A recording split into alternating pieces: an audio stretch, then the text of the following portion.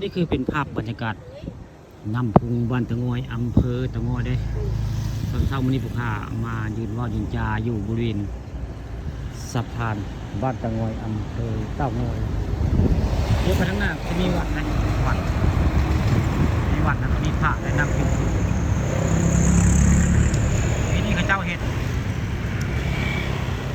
ขยายพังพุงได้ทำมันกว้างการพุงกันพังไว้นี่เจ้าเห็ดกันรายการพังได้อยู่บริเวณน้ำพุงบ้านตะงอยอำเภอเต้างอยเนี่ยทางไปจะมีทั้งน้ำมีทั้งดินทรายได้ดินทรายครึ่งนึง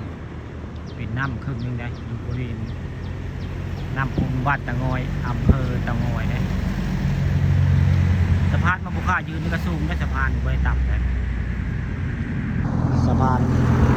บ้านตะงอยละมองนี่สะพานมันนี่สูงเลย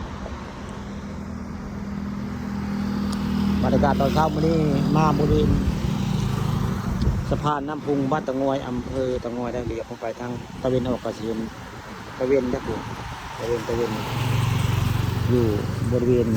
สะพานบ้านตะงอยอำเภอตะงอยเรียบไปทางหน้าคือมีพาน้ำรถได้ปุ๊เรียบไปคือพาน้ำรถทั้งเท่านั้นโดยวันแรกกับเสนอและทางนี้กับที่นะย้อนยุบพี่น้องสะพานเวลาลูกผ่านตัดเห็นพาน้ำรถผู้ทั้งนับกะลาจะได้เหมือนนี้นี่คือเป็นภาพบรรยากาศน้ำพุงบ้านละงอยอำเภอตะงอยผู้ข้ามาบริเวณทั้งเทิงสะพานได้มาแล้วอยู่ใต้ได้อยู่ใต้สะพานหรือว่าอยู่บริเวณผ่านน้ำรถได้มาหมดแล้วแต่มาบริเวณนี้มายืนถ่ายภาพบริเวณสะพานน้ำพุงบ้านตะงอยเนี่ยอำเภอตะงอยบรรยากาศขับพี่